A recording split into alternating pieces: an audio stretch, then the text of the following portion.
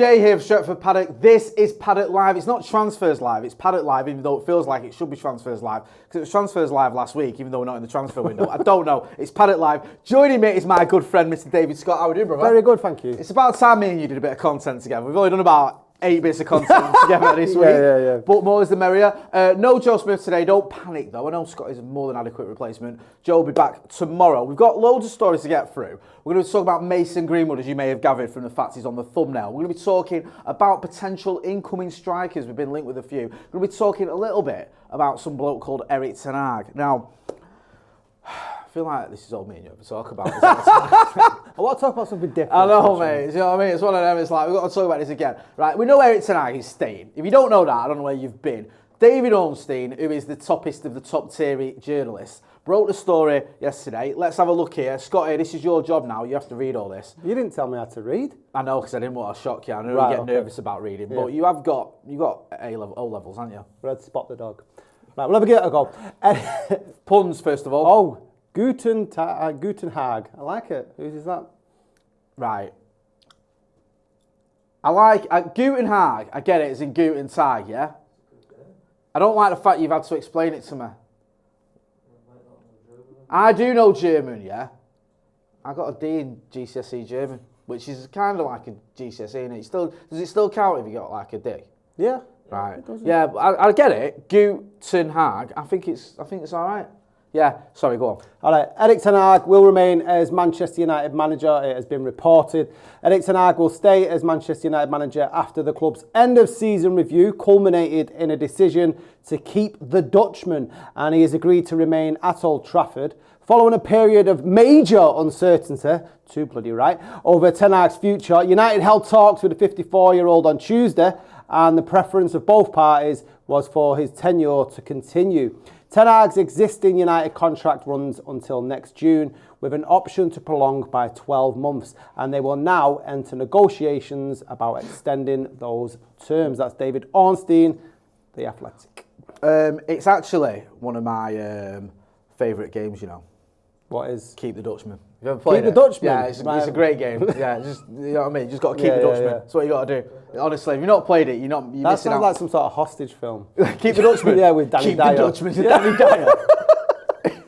Coming to a post office near you. Keep the Dutchman. Listen, you nailed your colours to the mast well before the FA Cup final. You, for some reason, some bizarre reason, and we've known each other for a long time, but I don't get it, you consider the defeats to Bournemouth at home, Fulham at home, Crystal Palace at home, Brighton at home, getting battered off City you in the league. You think that's unacceptable, and you think 8th isn't good enough? I was a little bit cynical. Yeah. I was well out of order, I thought. You know what I mean? This is why we're clubs in the mud. We're just aiming too high. You said, look, you get it, the FA Cup run, great, fantastic, but you felt that the performances you'd seen, it weren't good enough from a Manchester United manager. Even though I didn't agree, I understand it. I'm not completely stupid, even though I might look it. However, now we've got Erik Hag, because I trust David Ornstein. This isn't a maybe for me. This is as good as Erik Hag and the club saying it. Are you confident that with Ineos and the little bit of positivity we've got off that FA Cup final, the fact we're in the Europa League for starters, and the fact we're hopefully going to, have a bit of a more constructive transfer policy, do you think this could work? Yeah, I think it definitely could work if the sort of structure behind Ten Hag is a little bit better. And yes, I was critical of the league performances and the Champions League performances last season. I felt that was justified given how, finishing 8th in the season. And my thought process was, if they are going to replace him, it has to be with an elite manager, someone with a pedigree. So when, like, Thomas Tuchel was taken off the table, anything else other than that, I wouldn't have been happy personally, and I don't speak for all United fans, but any other manager that was named, whether that be Potter, De Zerbi, Poch, Southgate, Marco Silva, if we're contemplating that conversation where we might be replacing Ten Hag with Marco Silva, I'm like, not really for me. But yeah, I'm optimistic for the future. Like I said, we were talking earlier on off camera.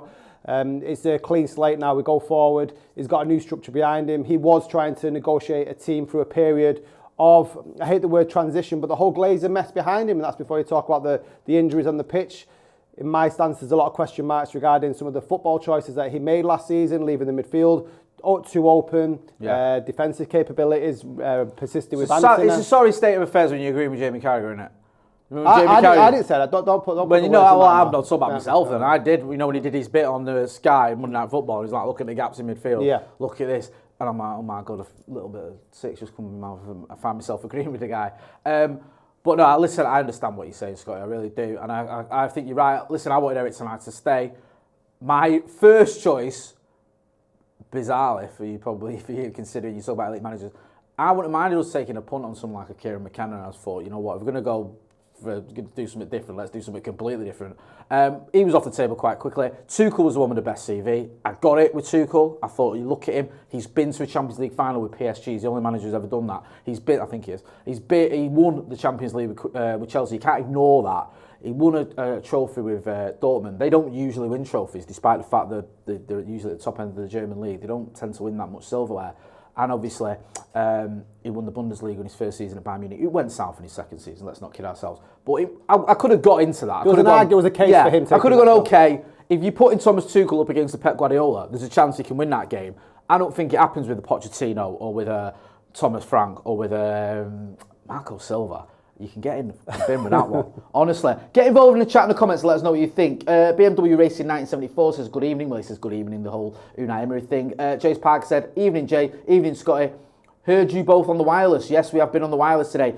Go see Witterbird Vicky's in there, Santa Notch is in there, C Fence is in there. Daniel Berry says, no Tuchel, no. Well, it's not happening. Someone else mentioning Greenwood, we're going to get to that later on. Graham Starkey says, Scotty needs to be on the channel way more regularly.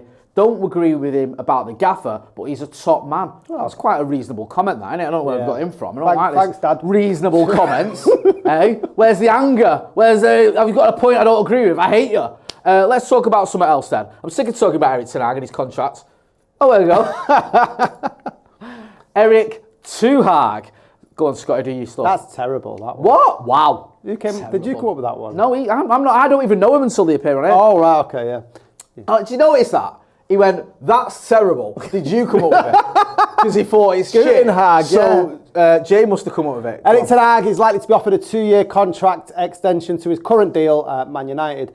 Ten Hag has grown increasingly frustrated as United's end of season review stretched into a third week, fearing it would affect the transfer plans as well as his own position. Ten Hag was disappointed that United spoke to other managers during their review, but accepted his future was in doubt and does not believe that he has been fatally undermined. Big words. A new contract is a natural consequence after Sir Jim Ratcliffe decided that he wants Ten Hag to carry on. It would be awkward for the manager to go into the final 12 months of his contract, given the speculation over whether he will stay. That's from the Telegraph. I think it's Jason Burt won it in the Telegraph, that. Jason Burt, the Manu fan. Yeah. We won't talk about that. You're on holiday in Ibiza, and you know your gaffer's looking for other people. What was Man Mission. You reckon that was how he got through? Yeah. Like he's like, I don't care about my job. I'm not bothered, man. I love Thomas Tuchel anyway. Parties, he's my better. I've always loved him. It's not great. And I think Ronaldo Brown always makes this point, and I think it's a good one, about you can't let Erik Hag come into his third season with just 12 months left on his contract after everything that's gone on. You either get rid of him or you give him an extension. Those are your two options. If you just leave him to it, it's kind of undermining him anyway. He's already undermined now anyway after all the interviews and everything else. But he's going to go into that dressing room with, 10 months or whatever left of his contract by the time we get after pre-season. And the players are going to be like, this guy's gone. It's Ralph Rangnick 2.0. Yep. So you need to say to everyone, look, he's staying for at least another 2 years, so you either buy into what he's doing or you're gone. Or you get rid of him and get someone in. So I understand this idea of giving him an extension. I think if we are going to keep him, which it looks like we can't keep him on a current deal. I fully understand that one. I think they've got to really now, especially after what they've done. Yeah. Because they've completely I know the spin they're putting on it is, well, we did our due diligence, we looked at all the managers, and we decided you're the best. Do you need to interview Marco Silva to know he's not going to be a Man United manager? No. Do you need to do that? Should you, due diligence, you can go on Wikipedia and go like, no, that guy's not for me. No, it's insane. It is. I think they'd probably give more leverage to Ten Hag with what's happening. I think you're right, bro. Because I think he goes like, right, we've obviously gone round the grounds. Oh, have you got the TV remote? I think this is going to go off. You've obviously gone round the grounds and you're not interested in getting anybody else who's available out there, and now you want me to stay. And then he goes all Jerry Maguire, show me the money. Yeah, have you got it? Producer Ethan's here. I think we're on Scotty's single. Yeah. The telly's gone off. Oh, yeah. So there it is. It's on now. We're on Scotty's single. Well done, producer Ethan. He's smashing it. He's doing everything now on his own. He needs octopus arms, that lad. He does. I like this. Akash K says, Scotty is bang on. The whole thing stinks of shite. Remember saying that, but Donnell Walcott says, goodbye, Sancho. Sancho must be gutted, says Nomad Joe. I don't think we've got a Jadon Sancho story, and sorry to divert slightly, but this doesn't look good for old Sancho, does it? Jadon Sancho. It was always going to be difficult for him to come back, and I think we've discussed it in the past that it was only going to be happening if Ten Hag was going to leave Manchester United. We'll get into the Greenwood thing in a bit, but the idea that we need to sell players to generate cash to bring more players in would, for me, signal the end of Jadon Sancho and Manchester United. It's not worked. No. It's got to go. You know. I think as well with Jadon Sancho, the whole he smashed it at Dortmund narrative that seems to have popped up is this time round. I know he did the first time round, 100%. Is false. I think he's done okay at Dortmund. He had a very good game in the Champions League first leg semi-final against PSG. He had one good game. Yeah, he smashed it. And if you look at his record, it was all right. I think he got two assists in his first game, and then like another 3 for the rest of his time there. I think he completed 90 minutes 4 times in the entire time he was at Dortmund. I know he's a winger and it's tactical and all the rest of it, but he has a problem finishing games. I think he did all right, but nothing amazing, to the point where if Dortmund could get him for 40 million, they would do, but they're not going to. No, and if you look at comparatively to what our wingers were doing at Old Trafford, they were probably our better players towards the end of the season, and Garnacho and Ahmad. Yeah. Do you know what I mean? Like, I think Sancho, his stock may have risen in some eyes because of how bad Manchester United overall were playing. They're looking over the Bundesliga. Do you remember that stat he had? He was the last attacker to score at Old Trafford, was Jadon Sancho, and that went on till about, I don't know, I can't remember. It went on to like Christmas or something. Yeah. And it was like, that was the end of last season. It was ridiculous. Or last winger or whatever it was to score at Old Trafford. So yeah, I think he did okay. I honestly don't think even if someone had come in, they'd have wanted him. I think he's tainted himself because of the way he acted. Okay, it was Erik Ten Hag and him, but I think another manager looks at that and go, this kid's a problem, and he's not worth it. The problem now is, though, Dortmund probably won't have the money that we want for Jadon Sancho. Do you know what I mean? If we had another manager, it might have been easier to get him back, but now do Manchester United have to sort of cut their losses and reduce the fee even more to try and find a home for Sancho? Because there could be a possibility that nobody takes him, and then what do you do? Yeah, this is the thing. It's just, do you know what? I think, in all honesty, Jadon Sancho might be the most disappointing signing for me ever. Nah. For me. Because look at someone like Alexis Sanchez, right, who I always think is the worst signing, or one of the most... He's worst financial from a business point of view. Underwhelming signings.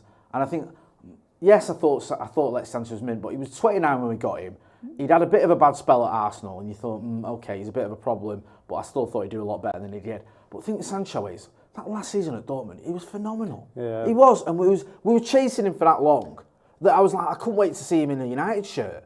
And yet, he's never really done it. No, and that's what I mean. I'm not saying he's the worst signing. I've seen 100 signings worse than Jadon Sancho. Trust me, in terms of his ability, he's a lot, he's a his reputation preceded. Yeah, but I was so excited. What we'd seen at Dortmund, he's a 22-year-old player when he arrived. He had Lionel Messi numbers in that last season in the Bundesliga. He comes to United, we'd chased him for ages. You finally got your man, the one you wanted. We got him at a time as well when it looked like we were moving forward in terms of the fact we'd just finished second. We bought Rafael Varane. We ended up bringing in Ronaldo, and all that backfired. We thought, okay, this could be a title challenge.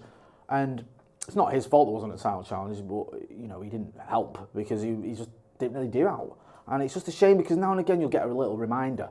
Like you was pointing out the game against Liverpool where your man Virgil van Dijk did his Liam Gallagher impression.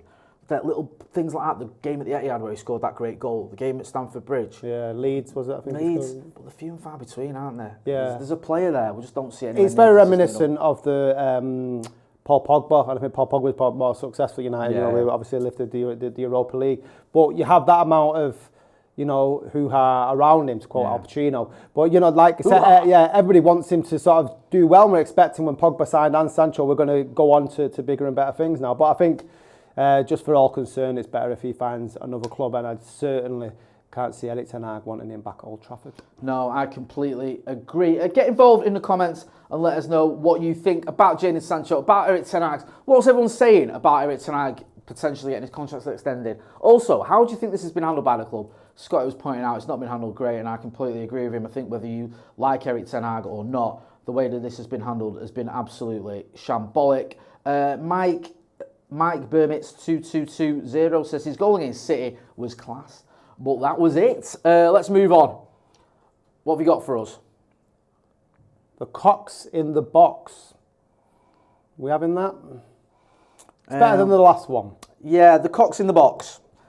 I mean, this is it's okay, that pun. I feel like you're faxing it in a little bit tonight, you. He's tired, he's doing 100 press-ups today. I think you're sort of, end of season, we've already won the league. This is United versus Derby County in 2000. Yeah. Do you know what I mean? I thought it was good because it was an attacking pun. No. So producer Ethan says he felt it was good because it was an attacking pun. You should have gone the fox in the box. You should have gone too many cocks in the kitchen because he's gone down into the changing room to tell ten Hag what to do.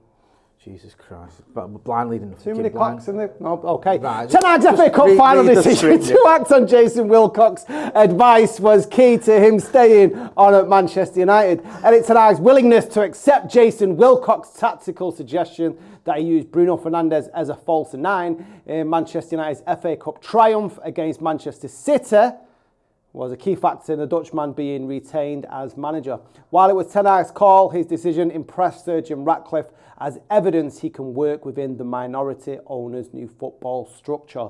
Wilcox was appointed as United's technical director in April and is charged with creating an overarching vision of play for the team. And that's from our mate, Jamie Jackson, who writes in The Guardian. I like Jamie. I think he's a good guy. I think he's a good journalist as well. I know he does his due diligence. If he's got that, well, he has got it because he's wrote it. He'll have got it from someone, who he believes. I don't think he just makes stuff up. He's not like some journalist. This worries me a little bit, I'll be honest with you. I don't think you can have a manager being told what to do in terms of his tactics. He has to be the one that makes tactics. I think the only reason that could work is if Erik ten Hag agreed with it anyway. If Jason Wilcox was saying, look, have you considered a false nine for Bruno? And he's like, do you know what, I have. And I think he's done that before, so it wouldn't have been beyond the realms of possibility, especially against the Manchester City team with the players they've got. But this whole idea that Jason Wilcox is going to sort of oversee everything in terms of the football style, I do find that a little bit odd. Is that odd for us as Manchester United fans because it's a new structure that we're not used to? Because we're very much used to post-Ferguson and before Ferguson probably, as the manager comes in, he oversees all, we're playing a certain way. Now for years and years we've wanted a director of football, we've wanted more structure, but since Ferguson, I think even before Ferguson there was talk of it happening, but we've cried out for a director of football at Old Trafford. Is this not what they do? Do other clubs, and this is a genuine question because I don't know the answer, do other clubs not operate in this way? For whatever reason, Ineos have decided that this is the way to get Manchester United to the next level. Now, my thought is, I can't imagine a manager getting someone in the rear 5 minutes before kick-off, like, nah, not him. Yeah, well, drop Hoyland. You're going to put Bruno where? Yeah. You're going to do what? Really? Someone don't want to be in a job next week. Yeah. No, I get it. I get having an overarching vision. I think that's not a bad thing. I think Ajax have it, Barcelona have it, don't they? The under-8s play as well, the same style as the first team. And to be honest with you, someone said it in the comments, like, Erik ten Hag having a false nine, he's been doing that for years. Yeah. It's not new. I think that because we've Paddock used to do it. Yeah, and seeing some of the football Ajax played there is what they're crying out for Manchester United. So I don't know with this one. It might be 2 and 2 together and coming up with 5. It might be someone sort of saying to Jamie, look, this is what happened when you scratch beneath the surface. It might have been a case that Jason Wilcox and Erik ten Hag were just on the same page.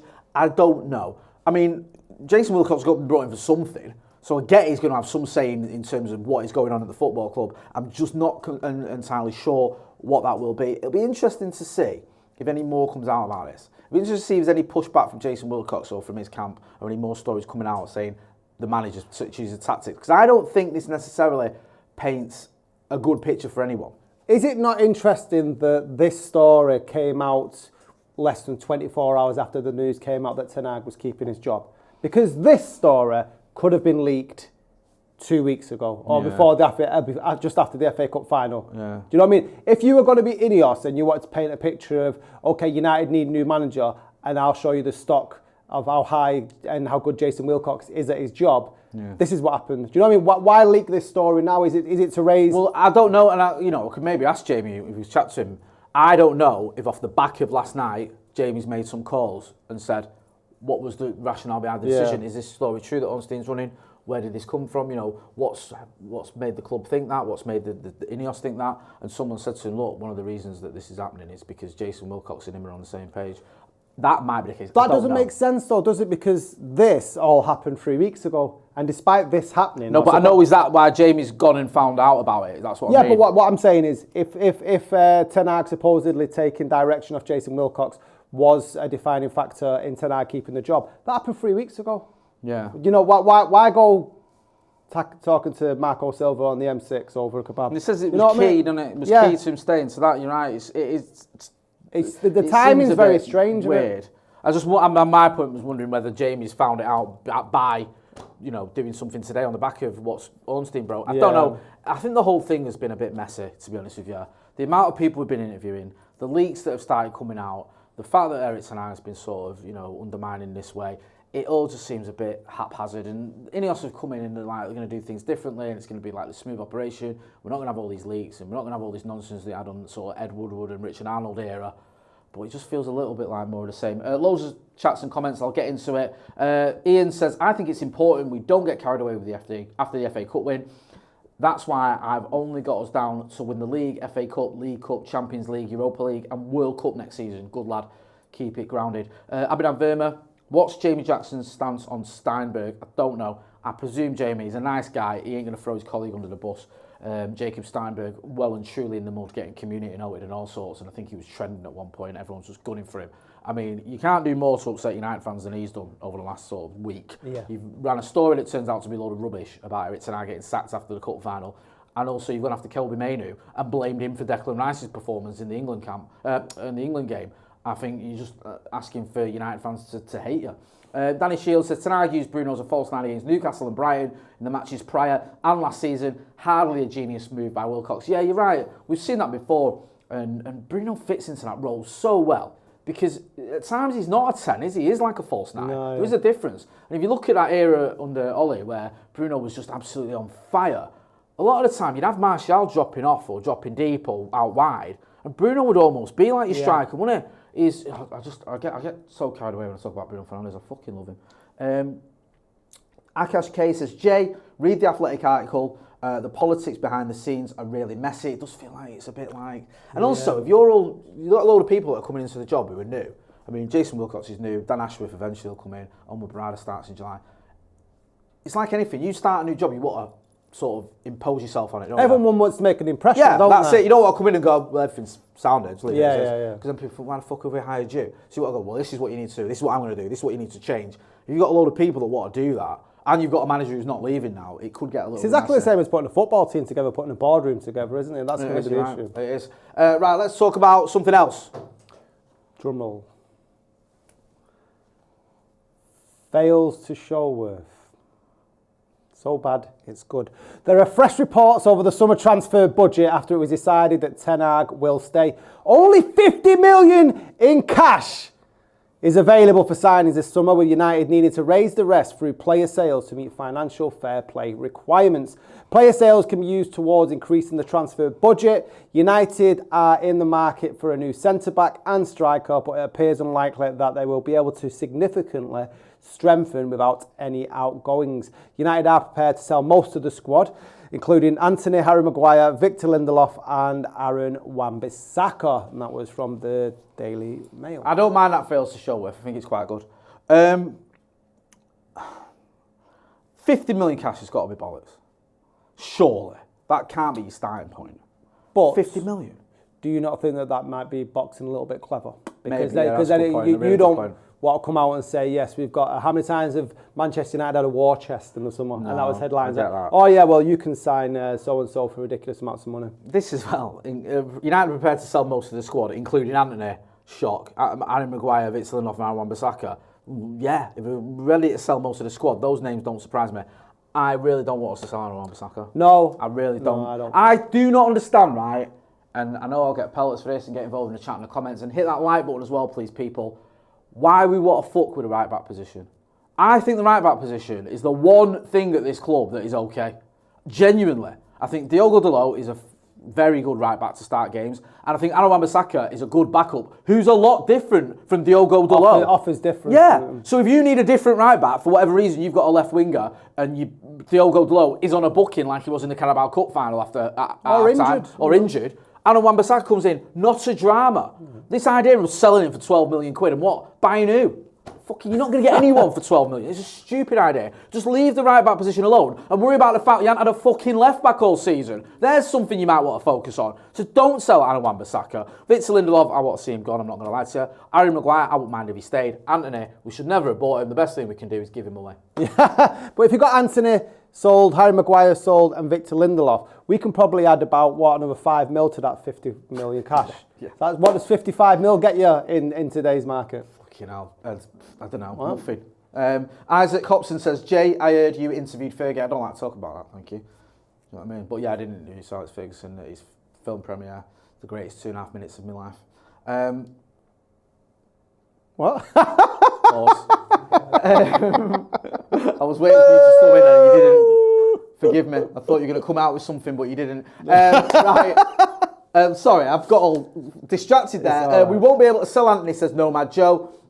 Joyce here says, Aaron Wan-Bissaka should never be sold. Brilliant for certain games. I couldn't agree with that more. Giles says, I agree with Joe on the right back situation, but Aaron Wan-Bissaka is clueless going forward. Here's the thing, right?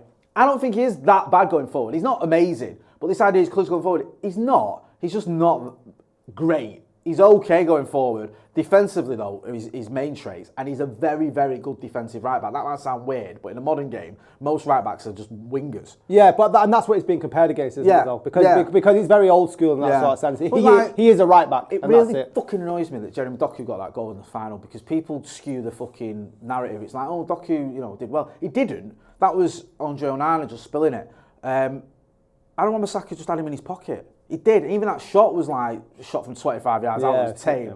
Doku moved over to the other side to get away from Aaron Wan-Bissaka at one point. Aaron Wan-Bissaka was just dealing with him. Jeremy Doku is one of the most skillful wingers on the planet. He's a right handful. And that showed you what Aaron Wan-Bissaka was about. Just as it showed you in the semi-final the year before against Mitoma, as it showed you in the Carabao Cup final against Alan Saint-Maximin. The guy is great when you've got tricky wingers, man. When we've got pressure on us, that's the defender you need. Get in there, but if we're chasing the game for a goal, Dalot's on that's the thing. What I mean. We're not going to replace Wan-Bissaka. What is it, 25 mil, you say we're going to... 12 is the fucking... And we're going to get 12 mil in. We're not going to get backup right back for 12 Last time we spent 12 million on a player was Tyrone Malacia, who I like, but he's been here 2 seasons and he's missed one of them. Like, let's get real. Let's move on. Mason green light. Okay. Yeah, I like that one. Let's, okay. It's solid. Greenwood gives green light to Juventus transfer after Man United confirm Erik ten Hag will stay. Erik ten Hag's going to stay? Have you heard that? Should we do a live? Maybe we should. Yeah, we should have that on the thumbnail. Sorry. Mason Greenwood has reportedly given Juventus the all clear to sign him this summer, having identified the Serie A club as his preferred choice upon leaving Manchester United. Greenwood has told Juventus that they are his priority in the transfer window, giving the green light to a summer move. Manchester United are believed to want £42 million for the former England international. The old lady are reportedly prepared to offer just 25 mil for Greenwood, although may be able to offer more after raising funds from the possible departures of Federico Chiesa and Matthias Sule. Right, the way out for all this, right? We know why Mason Greenwood isn't in the United squad and why Manchester United are looking to move him on. It's nothing to do with his football ability. We know what the reasons are. It's off the field issues. We know there was a point where he was going to come back. He didn't come back. There was a massive pushback. We get it. It does seem untenable. The club are ready to move him on.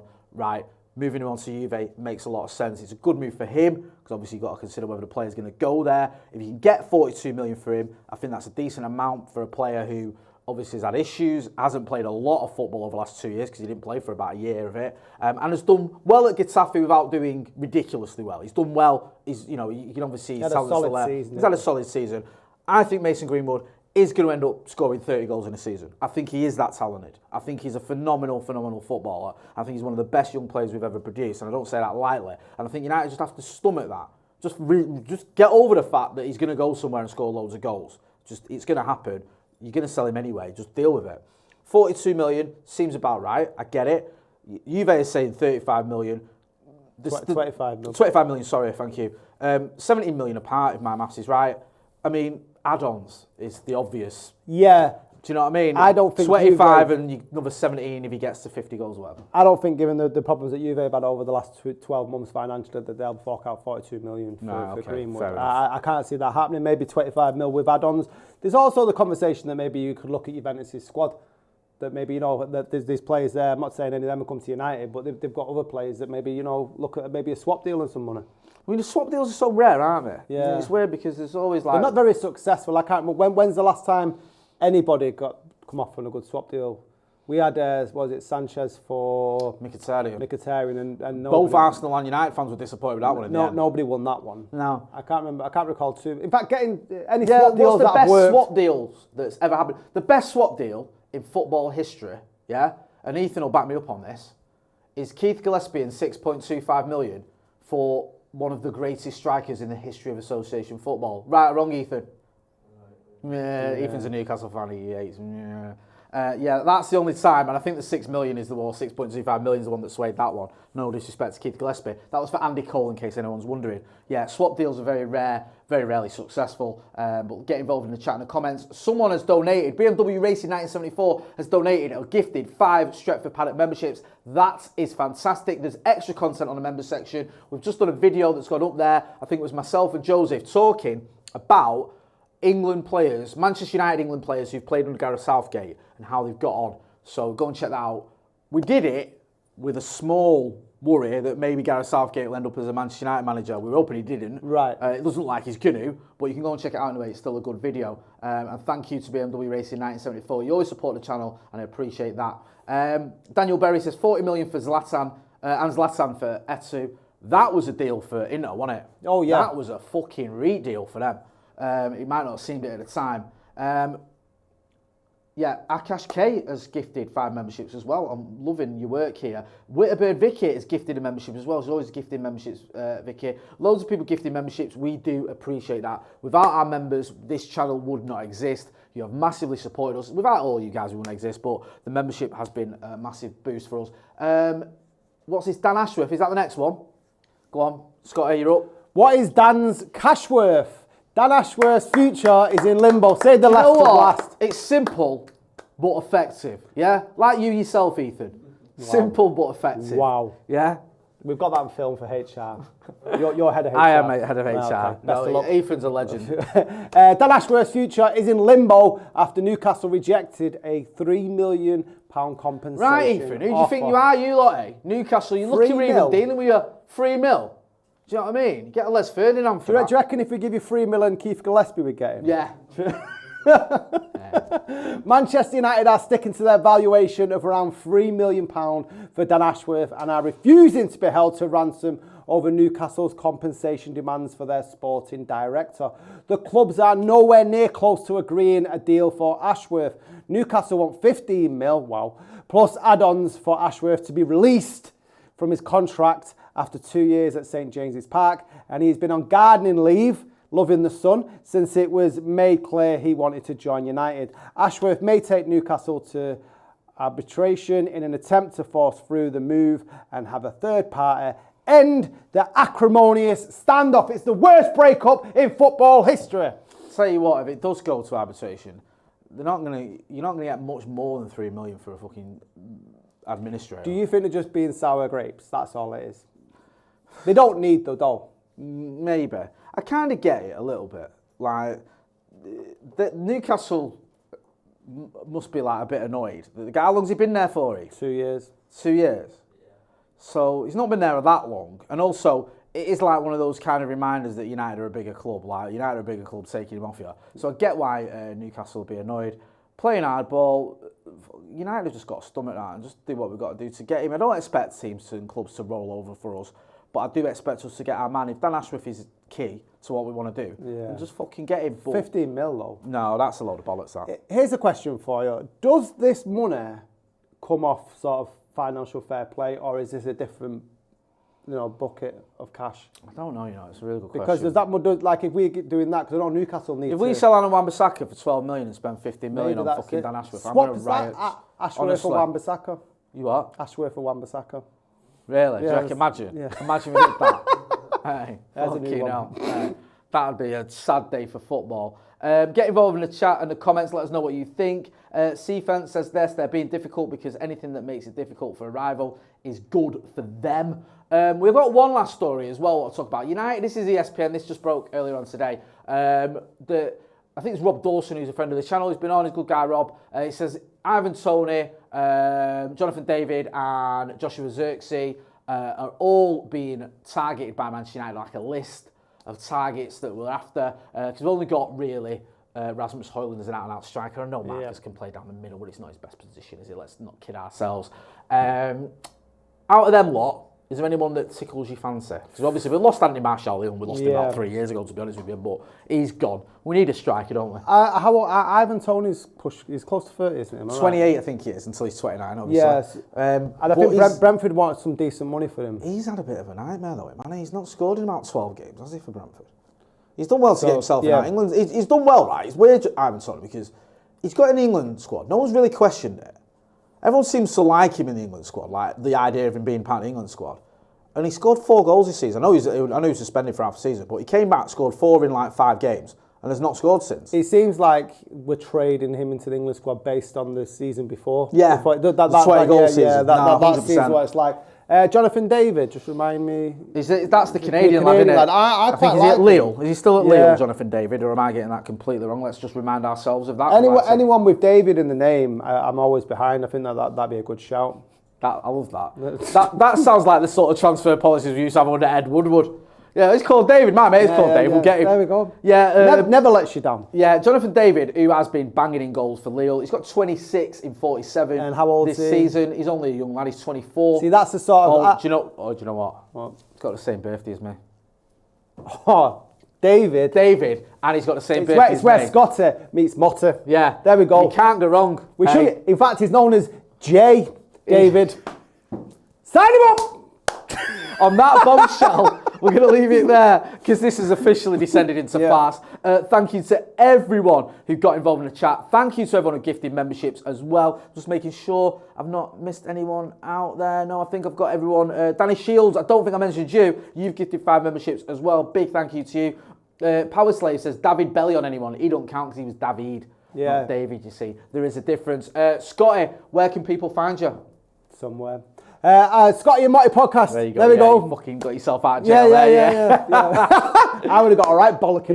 Looking right, would have. You can find Scotty and Motty. Scotty and Motty, we have our own podcast every Monday and so on. You're going to put the link in the chat now. So if you could all... I'll put a link. I'll tell you what, I'll put a link into our page. And there you go. Subscribe to that. That'd be good. You get a few patrons, get a bit of extra content on Scotty and Motty if you join our page, and there you go.